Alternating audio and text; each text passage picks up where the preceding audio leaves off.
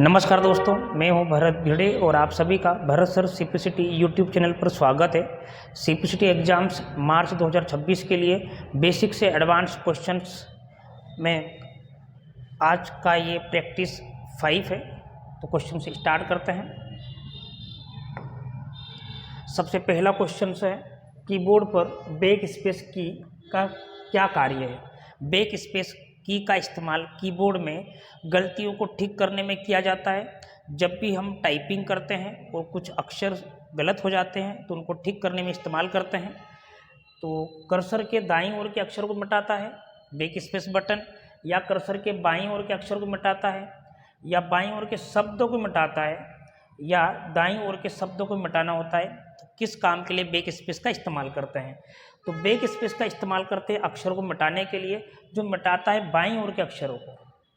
Cursor के ठीक बाईं ओर के अक्षर को मिटाने के लिए बैक स्पेस की का उपयोग करते हैं। याद रखिएगा, कर्सर के दाईं ओर को मिटाने के लिए क्या है, तो इसके लिए इस्तेमाल करते हैं डिलीट की।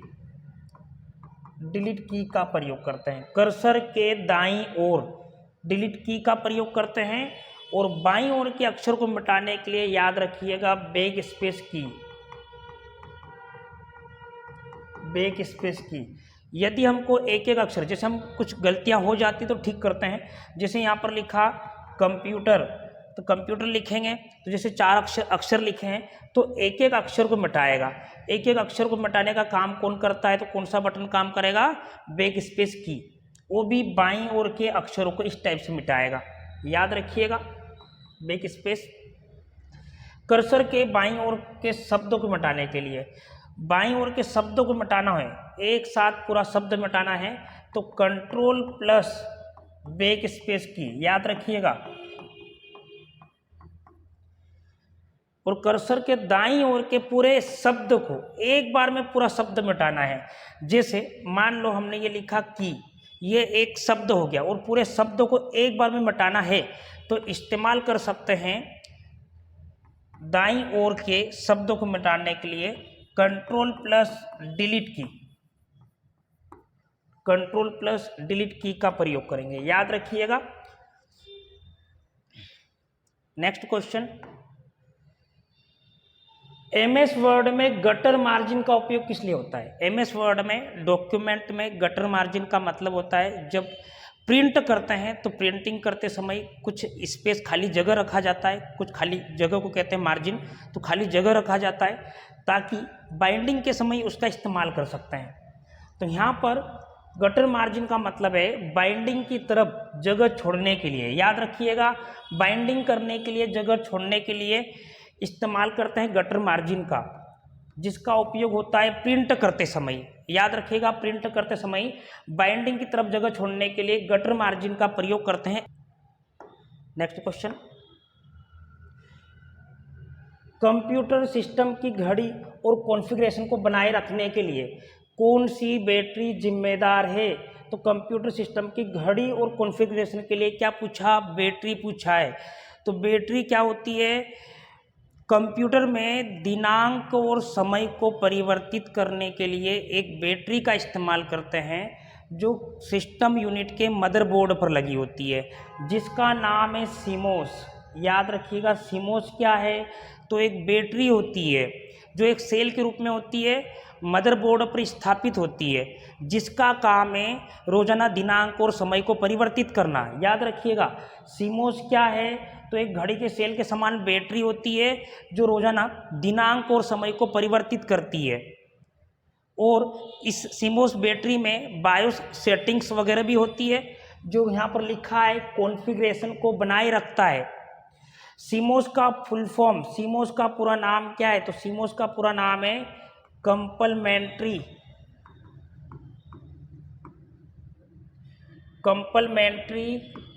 मेटल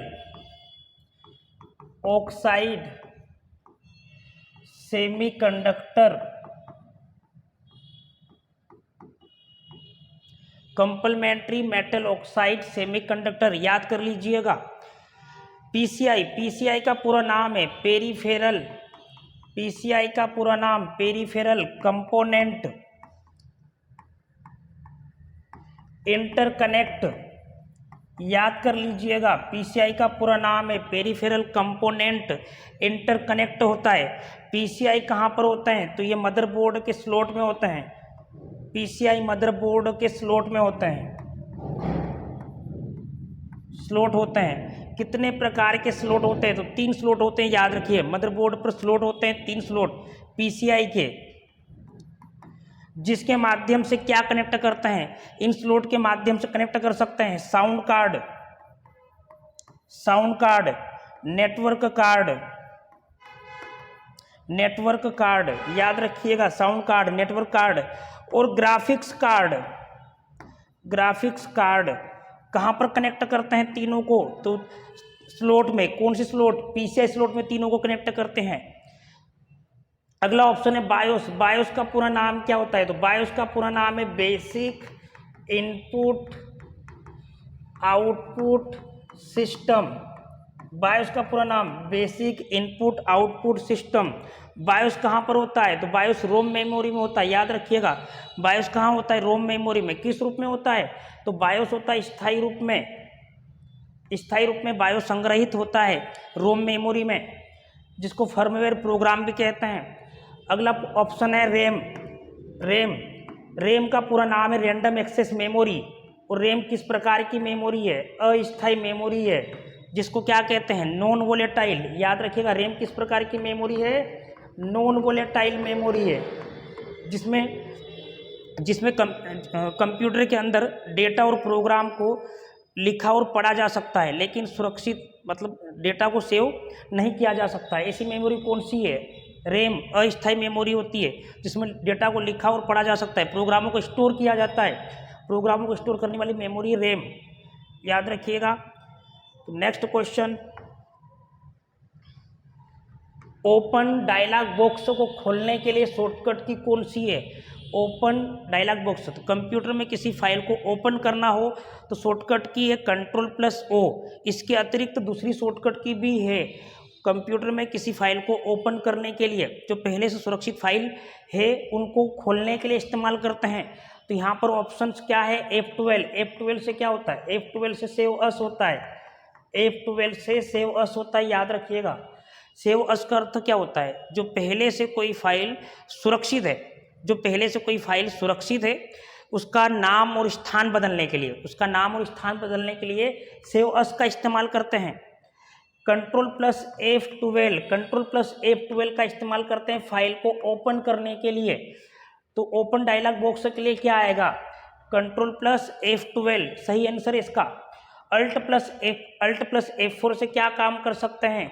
तो शट डाउन कंप्यूटर कर सकते हैं। यदि कंप्यूटर को शट डाउन करना हो तो Alt+F4 का इस्तेमाल करते हैं। अगला ऑप्शन है Shift+F3। Shift+F3 से क्या काम करते हैं? तो change case, change case. Shift+F3 का याद रखना, चेंज केस। चेंज केस का मतलब क्या होता है? तो चेंज केस का मतलब होता है स्मॉल लेटर में लिखे गए पैराग्राफ को कैपिटल लेटर्स में बनाना हो, या कैपिटल लेटर्स में लिखे गए पैराग्राफ को स्मॉल लेटर में बदलना हो, तो चेंज केस का प्रयोग करते हैं। अब चेंज केस में क्या होता है? तो चेंज केस में होता है टॉगल केस। टॉगल केस से लोअर केस में बदलना हो, टॉगल केस से लोअर केस में बदलना हो, sorry, change case, change case का अर्थ होता है लोअर केस,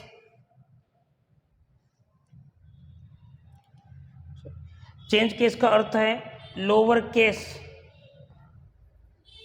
से अपर केस में बदलना हो, अपर केस, याद रखिएगा, अपर केस में बदलना हो। लोअर केस का मतलब क्या होता है? लोअर केस का मतलब होता है स्मॉल लेटर्स। लोअर केस का मतलब होता है स्मॉल लेटर्स से किस में बदलना है? कैपिटल लेटर्स, कैपिटल लेटर्स में बदलना हो। कैपिटल लेटर्स का मतलब होता है अपर केस। अपर केस किसको कहते हैं? कैपिटल लेटर्स को। लोअर केस किसको कहते हैं? स्मॉल लेटर्स को। तो लोअर केस से अपर केस में बदलना हो तो Shift+F3 का इस्तेमाल करते हैं, जिसको कहते हैं change case. Next question, computer को सेफ मोड में स्टार्ट करने के लिए बूटिंग के समय कौन सी की दबाई जाती है? जब कंप्यूटर का ऑपरेटिंग सिस्टम किसी कंप्यूटर या लैपटॉप में अपलोड किया जाता है। क्या लोड करेंगे? अपलोड करेंगे उसमें कंप्यूटर सिस्टम में ऑपरेटिंग सिस्टम, तो उस समय क्या होता है? बूटिंग होता है। कंप्यूटर में हमारा ऑपरेटिंग सिस्टम लोड होता है तो उसके बूटिंग को ओपन करने के लिए, उस बूट को ओपन करने के लिए इस्तेमाल करते हैं सेफ मोड में कौन सी की इस्तेमाल करेंगे? तो यहाँ पर इस्तेमाल करते हैं F8। याद रखिएगा, अगर बायोस सेटअप ओपन करना है, बूट लोड करना है तो F8 का इस्तेमाल करते हैं। F2 से क्या होता है? F2 से होता है रीनेम फाइल फोल्डर। याद रखिएगा, रीनेम फाइल फोल्डर F2 से करते हैं। F5 से क्या काम करेंगे? तो F5 से होता है रिफ्रेश, कंप्यूटर को ताज़ा करना। F4 से क्या काम होगा? तो F4 से होगा लास्ट रिपीट एक्शन। इसका शॉर्टकट की का अर्थ है। F4 का मतलब क्या? F4 से क्या कर सकते हैं? Last repeat action. कहाँ पर होगा ये होगा MS वर्ड में लास्ट रिपीट एक्शंस। कौन से बटन से? F4 से। इसका मतलब होता है अंतिम शब्दों को दोहराना। लास्ट रिपीट एक्शन का मतलब है अंतिम शब्दों को दोहराना। अंत में जो आपने शब्द लिखे हैं उन्हें वापस रिपीट करने के लिए इस्तेमाल करते हैं F4 बटन। नेक्स्ट क्वेश्चन, निम्नलिखित में से कौन सी फ़ॉन्ट शैली नहीं है? फ़ॉन्ट के अलग अलग प्रकार से होते हैं। कोई सा फ़ॉन्ट जैसे इस टाइप से लिखा, ये है फ़ॉन्ट, इसको कहते हैं फ़ॉन्ट। और यही शब्द हमने लिख दिया इस प्रकार से, बोल्ड कर दिया, इसको थोड़ा सा बोल्ड कर दिया यहाँ पर इस प्रकार से। ये फ़ॉन्ट वही लिखा है पर परिवर्तन है, अलग शैली इसकी, भाषा शैली का मतलब होता है फ़ॉन्ट। अलग तरीके से किसी अक्षर को लिखना, बोल्ड कर दिया, इटैलिक कर दिया और यहाँ पर हमने इस टाइप से बना दिया, इसको कहते हैं यहाँ पर फ़ॉन्ट। तो ये हो गया हमारा बोल्ड हो गया। तो बोल्ड फ़ॉन्ट आता है। फ़ॉन्ट के प्रकार, बोल्ड आता है मतलब किसी शब्द की मोटाई को बढ़ाना, गहरा करना किसी अक्षर को सिलेक्ट करने के बाद। इटैलिक का मतलब होता है तिरछा करना, किसी फ़ॉन्ट को, किसी पैराग्राफ को सिलेक्ट करने के बाद इटैलिक से तिरछा कर सकते हैं, तो ये भी होता है। बोल्ड फ़ॉन्ट होता है, रेगुलर भी फ़ॉन्ट होता है। यहाँ पर पूछा फ़ॉन्ट शैली नहीं है तो रेगुलर भी होता है। याद रखिएगा, रेगुलर भी है। और इसके अलावा और क्या आएगा? तो अंडरलाइन आएगा। ये किसके प्रकार है? तो फ़ॉन्ट के प्रकार है। फ़ॉन्ट के कितने प्रकार होते हैं? तो याद रखिएगा, फ़ॉन्ट के 4 प्रकार होते हैं। सबसे पहला बोल्ड, दूसरा इटैलिक, उसके बाद रेगुलर और उसके बाद अंडरलाइंस। तो यहाँ पर नहीं है पूछा, तो नहीं, कौन सा नहीं है? सुपरस्क्रिप्ट नहीं है। सुपरस्क्रिप्ट क्या होता है? सुपरस्क्रिप्ट का मतलब होता है किसी अक्षर के ऊपर अंकों को लिखना। जैसे F2 लिखा, F3 लिखा, तो ये क्या हो गया? सुपरस्क्रिप्ट का मतलब होता है किसी अक्षर के ऊपर अंकों को लिखना। इसकी शॉर्टकट की है सुपरस्क्रिप्ट की, कंट्रोल प्लस शिफ्ट प्लस। याद रखिएगा, बोल्ड की शॉर्टकट की है कंट्रोल प्लस बी मतलब बोल्ड, कंट्रोल प्लस आई मतलब इटैलिक। याद रखिएगा। तो फ़ॉन्ट शैली नहीं है तो याद रखिएगा सुपरस्क्रिप्ट। नेक्स्ट क्वेश्चन, कीबोर्ड की वह की जिसका उपयोग कंप्यूटर स्क्रीन का फोटो स्नैपशॉट लेने के लिए होता है। कंप्यूटर स्क्रीन का फोटो स्नैपशॉट लेने के लिए करते हैं। अगर कंप्यूटर में आप कुछ स्नैपशॉट्स लेना है, जैसे हम स्क्रीनशॉट किस तरह से लेते हैं, तो यहाँ पर स्नैपशॉट से उसी तरह का उपयोग कर सकते हैं। कौन सी की से उपयोग करेंगे? तो इसका इस्तेमाल करेंगे हम प्रिंट स्क्रीन से। याद रखिएगा, ये विंडो 10 और 11 में इस्तेमाल होगा। विंडो 10 और विंडो 11 में स्नैपशॉट स्क्रीनशॉट की तरह इस्तेमाल कर सकते हैं आप प्रिंट स्क्रीन की से। कीबोर्ड में प्रिंट स्क्रीन की होती है। पेज अप का मतलब क्या होता है? पेज के ऊपर जाने के लिए नीचे। इसके बाद लिखा है स्क्रॉल लॉक, स्क्रॉल करने के लिए स्क्रॉल लॉक। स्क्रॉल लॉक को और कौन सा बटन कहते हैं? इसको कहते हैं टॉगल की, टॉगल की कहते हैं। स्क्रॉल लॉक बटन को टॉगल की कहते हैं। अगला है पॉज ब्रेक। पॉज ब्रेक का मतलब होता है स्टॉप करना, पॉज करना, रोकना। नेक्स्ट क्वेश्चन, यूएसबी पोर्ट का उपयोग किस लिए किया जाता है? यूएसबी क्या है? यूएसबी का पूरा नाम होता है यूनिवर्सल सीरियल बस। याद रखिएगा, यूएसबी का पूरा नाम क्या है? यूनिवर्सल सीरियल बस। यूएसबी का इस्तेमाल क्या किस काम के लिए करते हैं? तो कंप्यूटर के बाहरी उपकरणों को कनेक्ट करने के लिए यूएसबी का इस्तेमाल करते हैं, बाहरी डिवाइसेस को जोड़ने के लिए, जैसे कीबोर्ड, माउस, प्रिंटर आदि डिवाइसेस को कनेक्ट करना हो तो उसके लिए इस्तेमाल करते हैं यूएसबी पोर्ट का। केवल इंटरनेट को कनेक्ट करना है, केवल इंटरनेट की केबल कौन सी होती है? अगर इंटरनेट की केबल पूछा जाता तो यहाँ पर आता है नेटवर्क। याद रखना, नेटवर्क पोर्ट, नेटवर्क पोर्ट से इंटरनेट की केबल कनेक्ट कर सकते हैं। मॉनिटर कनेक्ट करने के लिए, मॉनिटर कनेक्ट करने के लिए इस्तेमाल करते हैं वीजे। कौन सी केबल का इस्तेमाल करते हैं? वीजे केबल। मॉनिटर से सिस्टम को कनेक्ट कर सकते हैं। या फिर दूसरा आता है एचडीएमआई। आजकल नई तकनीक आ गई, एचडीएमआई केबल का प्रयोग करते हैं। एचडीएमआई केबल मॉनिटर से सिस्टम को कनेक्ट करना हो, मॉनिटर से सिस्टम को कनेक्ट करना हो तो वीजे केबल या एचडीएमआई केबल का प्रयोग करते हैं। वीजे का पूरा नाम है, याद रखिएगा, video graphics array. Video graphics array, जिसके माध्यम से वीडियो डेटा ट्रांसफर कर सकते हैं सिस्टम से मॉनिटर में। और डिजिटल ऑडियो वीडियो ट्रांसफर करने के लिए, याद रखिएगा, डिजिटल ऑडियो वीडियो ट्रांसफर करने के लिए एचडीएमआई तकनीक का प्रयोग करते हैं, एचडीएमआई केबल का प्रयोग करते हैं। आजकल नई तकनीकी केबल कौन सी है? एचडीएमआई, याद रखिएगा, जिसका पूरा नाम है हाई डेफिनेशन मल्टीमीडिया इंटरफेस। याद रखिएगा, high definition multimedia interface. Next question, निम्नलिखित में से किस पर स्टोर किया हुआ डेटा इरेज, इरेज का मतलब मिटाना, इरेज होने के बाद फिर से प्रोग्राम किया जा सकता है? मतलब मिटाने के बाद दोबारा प्रोग्राम को स्टोर कर सकते हैं। ऐसी कौन सी इसमें से मेमोरी है? ईपी रोम, इसका पूरा नाम है erasable programmable read only memory. Erase का मतलब होता है मिटाना, मतलब इस मेमोरी में प्रोग्राम को मिटा सकते हैं। पहले से कोई प्रोग्राम, पुराना प्रोग्राम उसमें रखा गया तो उसको मिटा सकते हैं। डबल ईपी रोम, इसमें भी मिटा सकते हैं, क्योंकि इसके में क्या लिखा है? Electrically erasable programmable read only memory. इसका फुल फॉर्म है वापस से, electrically erasable programmable read only memory. इसमें भी मिटा सकते हैं। तो यहाँ पर मिटा के वापस डेटा स्टोरेज कर सकते हैं, डेटा प्रोग्राम वापस किया जा सकता है, मतलब वापस संग्रहित कर सकते हैं। तो इसमें आ जाएगा ईपी रोम। याद रखिएगा, इसमें ऑप्शंस आ जाएगा ईपी रोम और डबल ईपी रोम। ये दोनों मेमोरी से इरेज किया जा सकता है, मतलब पुराने प्रोग्राम जो पहले से रखा गया है उसे मिटा सकते हैं, मिटा के नया प्रोग्राम संग्रहित कर सकते हैं। तो यहाँ पर फुल फॉर्म में याद रखिएगा, erasable programmable read only memory. इस मेमोरी में पहले से रखे गए प्रोग्राम को मिटा सकते हैं, लेकिन मिटाने के लिए आवश्यकता होगी पराबैंगनी किरणों की, पराबैंगनी किरणों के द्वारा मिटा सकते हैं ईपी रोम में रखे गए डेटा को। और यहाँ पर इसका फुल फॉर्म है इलेक्ट्रिकली, फुल फॉर्म याद रखिएगा, electrically erasable programmable read only memory.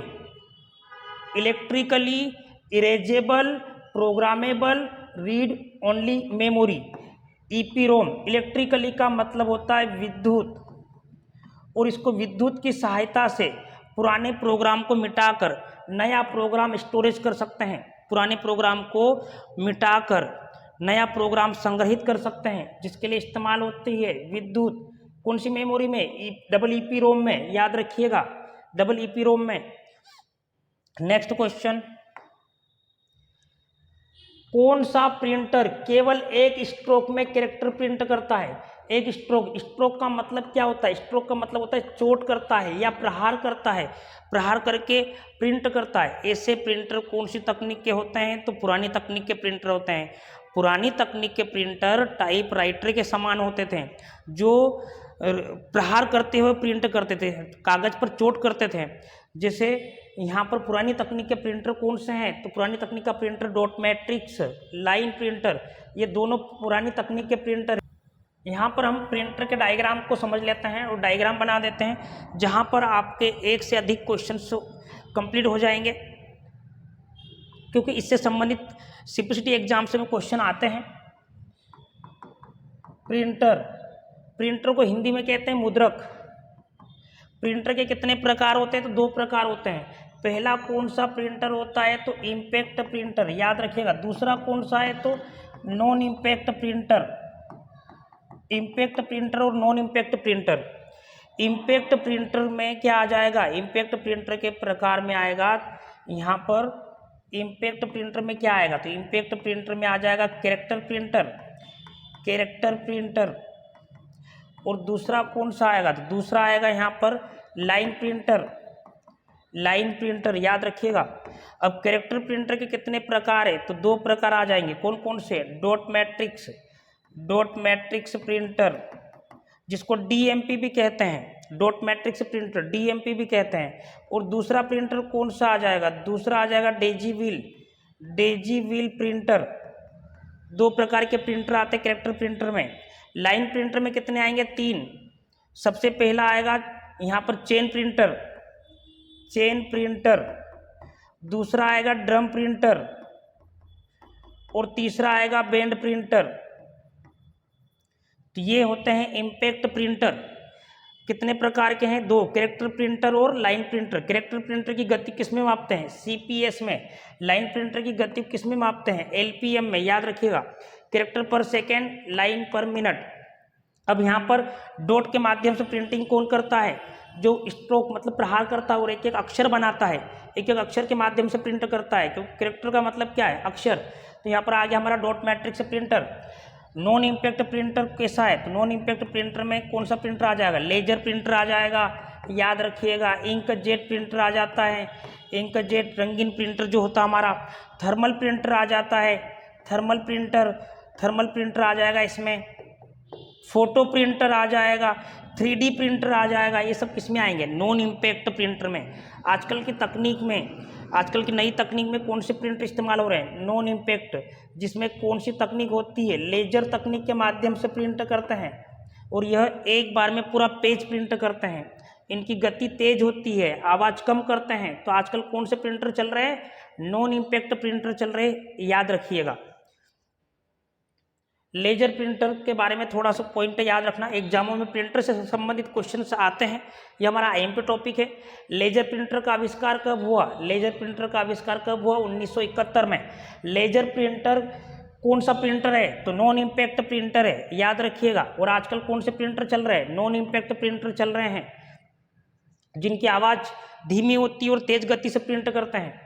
तो लेजर प्रिंटर का आविष्कार 1971 में हुआ था। आविष्कारक का नाम गेरी स्टार्कवेदर, याद रखिएगा, गेरी स्टार्कवेदर ने लेजर प्रिंटर का आविष्कार किया था। प्लॉटर क्या है, तो प्लॉटर एक आउटपुट डिवाइस है, जिसके माध्यम से हम किसी बिल्डिंग, भवन आदि का नक्शा प्राप्त कर सकते हैं। मतलब नक्शे बनाने के लिए किसका इस्तेमाल होता है, तो प्लॉटर का इस्तेमाल होता है, जिसका उपयोग इंजीनियरिंग के क्षेत्र में करते हैं। प्लॉटर का उपयोग कौन से क्षेत्र में करते हैं, इंजीनियरिंग के क्षेत्र में। भवन या बिल्डिंग का नक्शा बनाने के लिए प्लॉटर का प्रयोग होता है, और यह एक आउटपुट डिवाइसेस है, जिससे डेटा को हम प्राप्त कर सकते हैं। नेक्स्ट क्वेश्चन, निम्नलिखित में से संग्रहण स्टोरेज की सबसे बड़ी इकाई, संग्रहण स्टोरेज। संग्रहण का मतलब क्या होता है, तो संग्रहण का मतलब होता है स्टोरेज होता है, और क्या बोल सकते हैं, तो भंडारण कह सकते हैं, जो सबसे अधिक मात्रा में इस्तेमाल होता है। तो सबसे अधिक मात्रा में क्या होगा, सबसे छोटा यहाँ पर क्या है, तो सबसे पहले आएगा केबी। केबी के बाद क्या है, केबी से क्या आएगा, तो केबी से आएगा एमबी। मतलब केबी का मतलब होता है किलोबाइट, एमबी का मतलब होता है मेगाबाइट, और उसके बाद आएगा गीगाबाइट, और उसके बाद आएगा टेराबाइट।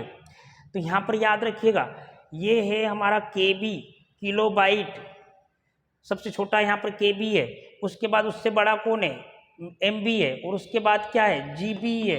और उसके बाद क्या आएगा तो टीबी है। तो यहाँ पर सबसे बड़ा क्या होगा, तो सबसे बड़ा होगा TB, terabyte. Next question, compact disc में डेटा किस तकनीक से पढ़ा जाता है? कॉम्पैक्ट डिस्क में डेटा तकनीक से पढ़ा जाएगा तो उसके लिए इस्तेमाल होगा लेजर बीम। कॉम्पैक्ट डिस्क है क्या, तो ये होता है सीडी।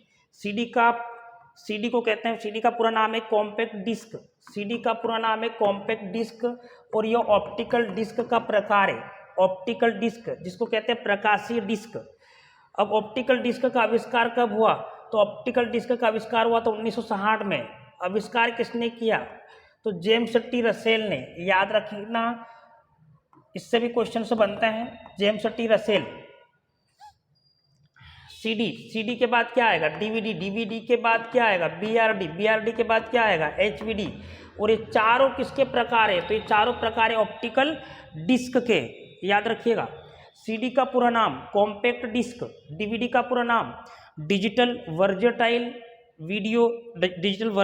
या वीडियो डिस्क, ब्लू रे डिस्क, होलोग्राफिक वर्जेटाइल डिस्क। सीडी से डेटा को पढ़ने के लिए, मतलब कॉम्पैक्ट डिस्क से डेटा को कौन सी तकनीक से पढ़ सकते हैं, तो लेजर बीम। डीवीडी से डेटा पढ़ने के लिए, तकनीक होती है रेड लेजर बीम। याद रखिएगा, रेड लेजर बीम का उपयोग करते हैं। बीआरडी से डेटा को पढ़ने के लिए ब्लू वॉयलेट लेजर बीम का प्रयोग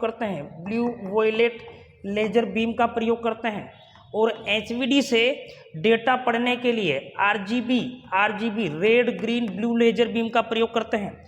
एचवीडी से डेटा पढ़ने के लिए red green blue laser beam का प्रयोग करते हैं। याद रखिएगा। नेक्स्ट क्वेश्चन, कोई कोड जिसका प्रभाव आमतौर पर हानिकारक होता है, जैसे कि सिस्टम को बिगाड़ना या डेटा को मिटाना। सिस्टम को बिगाड़ देता है, डेटा को मिटा देता है, डेटा को नष्ट कर देता है, कंप्यूटर की गति को धीमा कर देता है और फाइलों को अस्त व्यस्त कर देता है। ऐसा कौन है? कभी कभी फाइलें करप्ट भी हो जाती है, खराब भी हो जाती है, सिस्टम को बिगाड़ भी देता है। ऐसा कौन है? तो वायरस से कंप्यूटर प्रभावित होता है। याद रखिएगा, वायरस का फुल फॉर्म वाइटल। याद रखिएगा, vital information resources under seize. Vital information resources under seize virus का पूरा नाम है। वायरस एक द्वेषपूर्ण प्रोग्राम है जो कंप्यूटर में डेटा को नष्ट करता है, कंप्यूटर की गति को धीमा करता है, कंप्यूटर को हैंग करता है। अगला है बग का अर्थ क्या होता है? बग का अर्थ होता है प्रोग्राम या सॉफ्टवेयर में त्रुटि। बग कहलाता है। प्रोग्राम या सॉफ्टवेयर में त्रुटि क्या कहलाएगा? बग। एरर का मतलब क्या होता है? त्रुटि होता है। डिबगिंग का मतलब होता है प्रोग्राम या सॉफ्टवेयर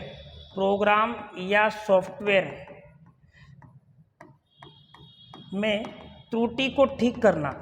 प्रोग्राम या सॉफ्टवेयर में त्रुटि को ठीक करना।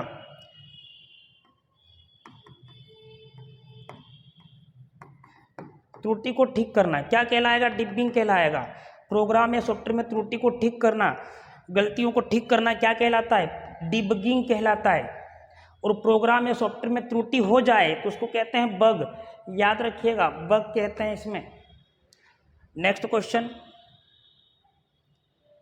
इंफॉर्मेशन सुरक्षा के संबंध में PIN का मतलब है पिन। यहां पर पूछा है पिन का पूरा नाम क्या है? तो पिन का पूरा नाम है पर्सनल आइडेंटिफिकेशन नंबर। पिन का पूरा नाम है, याद रखिएगा, personal identification number. Next question, निम्नलिखित में से क्या एक सॉफ्टवेयर हो सकता है? इसमें से सॉफ्टवेयर कौन सा है? सिस्टम बस, फायरवॉल, हब या मॉडेम। तो यहाँ पर हब क्या है? हब एक नेटवर्किंग डिवाइस है, मतलब यह हार्डवेयर है। नेटवर्किंग डिवाइस है, मतलब यह हार्डवेयर है। और हब का काम क्या है? एक से अधिक कंप्यूटरों को आपस में कनेक्ट करना। एक से अधिक कंप्यूटरों को आपस में कनेक्ट करने के लिए हब का इस्तेमाल करते हैं। जिसमें हब में क्या होती है? हब में मल्टीपोर्ट होती है, जिसमें हम एक से अधिक कंप्यूटर को जोड़ सकते हैं। मोडेम, मोडेम भी एक हार्डवेयर डिवाइस है, नेटवर्किंग डिवाइस है। मोडेम का काम है एनालॉग सिग्नल्स को डिजिटल सिग्नल्स में बदलना। मोडेम कहाँ प्रयोग होता है? तो कंप्यूटर और टेलीफोन लाइन के बीच में प्रयोग होता है। मोडेम का उपयोग कंप्यूटर और टेलीफोन लाइन के बीच में होता है। तो ये दोनों क्या है? हार्डवेयर है। हब भी हार्डवेयर है, मोडेम भी हार्डवेयर है। अब यहाँ पर क्या बचा? फायरवॉल। फायरवॉल क्या है? सॉफ्टवेयर है जो अनाधिकृत प्रवेश को नेटवर्क में घुसने से रोकता है। अनाधिकृत प्रवेश को नेटवर्क में घुसने से रोकता है, याद रखिएगा। और ये हैकर से सुरक्षा प्रदान करता है। तो आंसर आएगा फायरवॉल।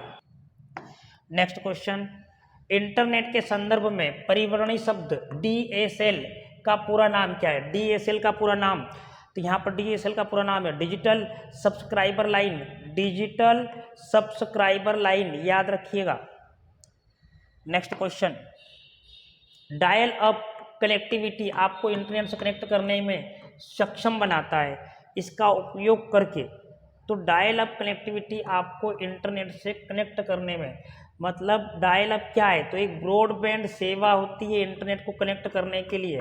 ब्रॉडबैंड सेवा है, सर्विस है जिससे इंटरनेट को कनेक्ट कर सकते हैं। और जो डायल अप है ये कौन सी सेवा कहलाती है? तो धीमी सेवा कहलाती है, जिसमें नंबर डायल करके इंटरनेट को कनेक्ट कर सकते हैं। याद रखिएगा, नंबर डायल करके इंटरनेट को कनेक्ट कर सकते हैं। तो यहाँ पर आएगा telephone line. Telephone line cable के माध्यम से हम कनेक्ट करके उपयोग कर सकते हैं इंटरनेट का। वाईफाई, वाईफाई का पूरा नाम क्या है? तो वाईफाई का पूरा नाम है wireless Fidelity. Wireless Fidelity. Li-Fi, Li-Fi का पूरा नाम याद रखिएगा। लाईफाई का पूरा नाम है लाइट फिडेलिटी। लाईफाई का पूरा नाम लाइट फिडेलिटी। वाईफाई का पूरा नाम वायरलेस फिडेलिटी। नेक्स्ट क्वेश्चन, निम्नलिखित में से कौन कंप्यूटर का विश्वसनीय नेटवर्क है? विश्वव्यापी नेटवर्क है, सॉरी, कंप्यूटर का विश्वव्यापी नेटवर्क है। जो पूरे विश्व में फैला हुआ नेटवर्क कौन है? तो पूरे विश्व में फैला हुआ नेटवर्क है, नेटवर्कों का नेटवर्क जिसको कहते हैं वो है इंटरनेट। नेटवर्कों का नेटवर्क कहते हैं किसको? इंटरनेट को, जो पूरी दुनिया में एक फैला हुआ है नेटवर्क। सभी नेटवर्क इसी से जुड़े हुए हैं जिसको कहते हैं इंटरनेट। और ये नेटवर्क किस प्रकार का नेटवर्क होता है? तो इंटरनेट होता है सार्वजनिक नेटवर्क होता है।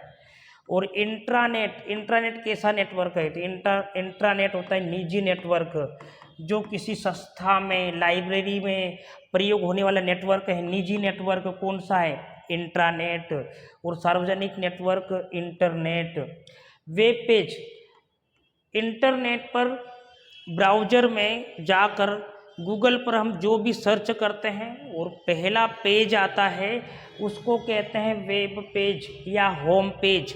इंटरनेट पर जो भी पेजेस होते हैं उनको कहते हैं वेब पेज, और जो पहला पेज आता है उसको कहते हैं होम पेज या मुख्य पेज। और वेब पेजों का संग्रहण, याद रखना, वेब पेजों का संग्रहण,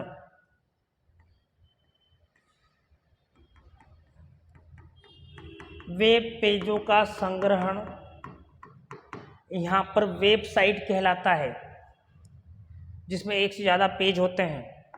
नेक्स्ट क्वेश्चन, विंडोज सिस्टम का डिफ़ॉल्ट ब्राउज़र पूछा, किसका? विंडोज का। और ये विंडोज किसकी बात कर रहा है? तो ये है माइक्रोसॉफ्ट कंपनी का, जो होता है इंटरनेट एक्सप्लोरर। माइक्रोसॉफ्ट कंपनी का जो होता है ऑपरेटिंग सिस्टम कौन सा होता है? तो उसका नाम है विंडोज। और विंडोज क्या है? तो विंडोज एक सॉफ्टवेयर है जो जिसके साथ में यहाँ पर कौन सा ब्राउज़र्स आता है? तो इंटरनेट एक्सप्लोरर। ये क्या है? तो याद रखिएगा, ये ब्राउज़र है। क्रोम ये भी ब्राउज़र है, ओपेरा ये भी ब्राउज़र है, फायरफॉक्स ये भी ब्राउज़र है, जिनको कहते हैं वेब ब्राउज़र। ये चारों क्या है? एग्जाम में सर्च इंजन और वेब ब्राउज़र के बारे में क्वेश्चंस आते हैं। Web browser. Next question, computer में बफर का क्या है? बफरिंग क्या है? बफरिंग कहते हैं या बफर, ये क्या काम करता है? तो ये होता है अस्थायी डेटा स्टोरेज जो दो डिवाइस की गति के अंतर को संभालता है। जो गति के अंतर को संभालता है उसको कहते हैं बफरिंग। कभी कभी प्रोसेसिंग होती है और प्रोसेसिंग की गति को तेज कर देता है, और वो कौन काम करता है, तो वहाँ पर होती है केस मेमोरी काम करती है बफरिंग का। केस मेमोरी का काम होता है बफरिंग का, जो सीपीयू की प्रोसेसिंग गति को बढ़ाती है। सीपीयू की प्रोसेसिंग गति को बढ़ाने के लिए केस मेमोरी होती है, जो किसका क्या काम करती है, बफर का, मतलब दो डिवाइस के बीच में काम करती है। लेकिन होती कैसी है, अस्थायी, डेटा को कभी सुरक्षित नहीं करती है। परमानेंट फाइल एंटीवायरस क्या वायरस को नष्ट करने के लिए इस्तेमाल करते हैं। नेक्स्ट क्वेश्चन,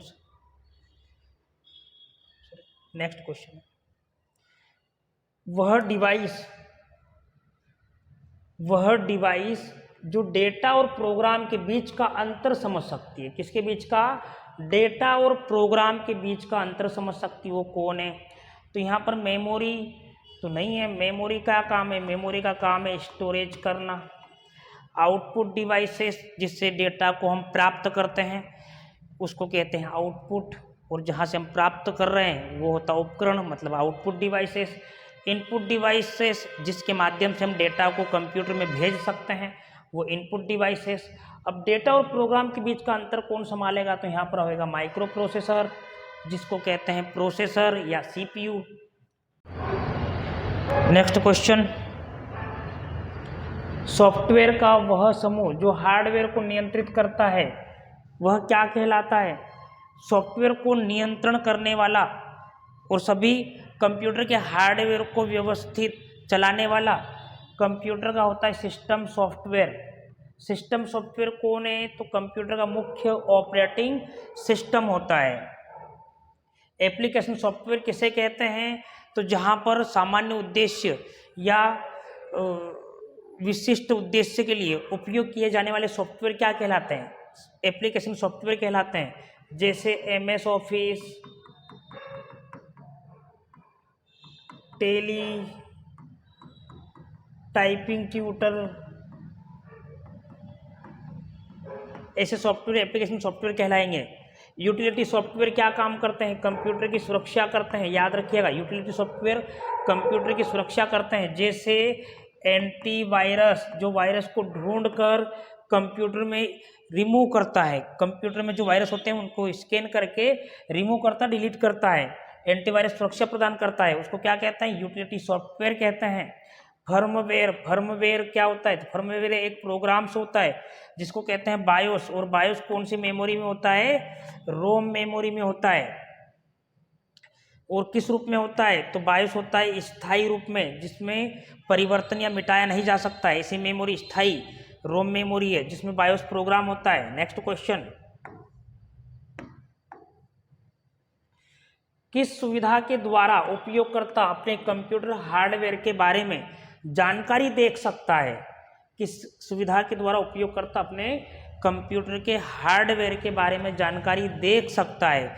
कंप्यूटर से जितने भी बाहरी हार्डवेयर लगे होते हैं, जैसे कीबोर्ड, माउस, प्रिंटर, उनकी जानकारी देखने के लिए इस्तेमाल किया जाने वाला प्रोग्राम है कंट्रोल पैनल। कंट्रोल पैनल के द्वारा बाहरी हार्डवेयर की जानकारी को देख सकते हैं। याद रखिएगा, CHK, DSK ये क्या होता है, तो ये होती है कमांड्स होती है, कमांड होती है, और ये कमांड का इस्तेमाल होता है हार्ड डिस्क में। हार्ड डिस्क में डाटा रीस्टोर के लिए, हार्ड डिस्क में डाटा रीस्टोर के लिए, डाटा रीस्टोर के लिए प्रयोग करते हैं। स्टार्ट क्या है, तो स्टार्ट मेनू है, स्टार्ट मेनू होता है, और ये कहाँ पर होता है, तो ये होता है टास्क बार में। याद रखिएगा, स्टार्ट मेनू टास्क बार में होता है, लेफ्ट साइड में, जिस पर क्लिक, जिसमें उपयोग करने के लिए इस्तेमाल करते हैं विंडो लोगो की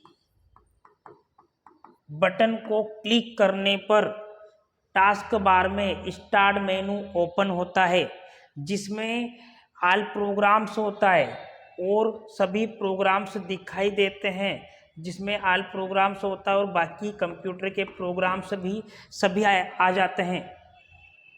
स्टार्ट मेनू की एक और शॉर्टकट की है, याद रखिएगा, कंट्रोल प्लस ई एस्केप की। कंट्रोल प्लस एस्केप की से भी स्टार्ट मेनू को ओपन कर सकते हैं या विंडो लोगो की से स्टार्ट मेनू को ओपन कर सकते हैं। स्टार्ट मेनू कहाँ पर होता है? तो टास्क बार में होता है, लेफ्ट साइड में। नेक्स्ट क्वेश्चन, कंप्यूटर की शब्दावली में कैड का प्रयोग किस लिए होता है? कैड का पूरा नाम होता है कंप्यूटर एडेड डिजाइन, और इसका प्रयोग किस लिए किया जाता है? तो याद रखना, डिजाइन के लिए किया जाता है। पूरा नाम है computer aided design. Next question, मशीनी भाषा में लिखे गए प्रोग्राम में क्या होता है? कंप्यूटर की मुख्य भाषा होती है मशीनी भाषा। कंप्यूटर एक ही भाषा को समझता है, मशीनी भाषा, जिसके लिए केवल उपयोग करता है 0 और 1 का। 0 और 1 को कहते हैं बाइनरी अंक, याद रखिएगा, बाइनरी अंक कहते हैं, जिसमें प्रोग्राम्स लिखे जाते हैं कंप्यूटर की मशीनी भाषा में। नेक्स्ट क्वेश्चन, वह नेटवर्क जो किसी शहर या बड़े कैंपस में फैला होता है वह क्या कहलाता है? शहर में फैला हुआ नेटवर्क कौन सा होगा? तो शहर में फैला हुआ नेटवर्क है मैन, याद रखिए, मैन का पूरा नाम है मेट्रोपॉलिटन एरिया नेटवर्क। ये शहर स्तर पर होता है, एक से अधिक शहरों को आपस में कनेक्ट करता है, ऐसा है मैन नेटवर्क। लैन नेटवर्क छोटी दूरी में इस्तेमाल होता है, जैसे एक हॉल, बिल्डिंग में इस्तेमाल होने वाला नेटवर्क कौन सा है? लैन नेटवर्क होता है। लैन का पूरा नाम है लोकल एरिया नेटवर्क, याद रखिएगा। वैन का पूरा नाम क्या होता है? वैन का पूरा नाम होता है वाइड एरिया नेटवर्क। पेन का पूरा नाम क्या है? तो पर्सनल एरिया नेटवर्क होता है, जिसका इस्तेमाल स्मार्टफोन में ब्लूटूथ के रूप में होता है। ब्लूटूथ कैसा नेटवर्क है? पेन पर्सनल एरिया नेटवर्क है। लैन नेटवर्क का इस्तेमाल कहाँ होता है? तो जैसे स्कूल, कॉलेज आदि के कैंपस में लैन नेटवर्क होता है। मैन एक से अधिक शहरों को आपस में जोड़ता है। और दुनिया का सबसे बड़ा नेटवर्क कौन सा है? वैन, जिसका उदाहरण है इंटरनेट, जो पूरे दुनिया में चलता है, वो है वैन नेटवर्क, सबसे बड़ा नेटवर्क। इसमें सबसे छोटा कौन है? पेन होता है। Next question, CD ROM drive में निम्न तकनीकों में से किसका उपयोग होता है? सीडी रोम का पूरा नाम क्या है? पहले तो ये जान लीजिए, compact disc read only memory.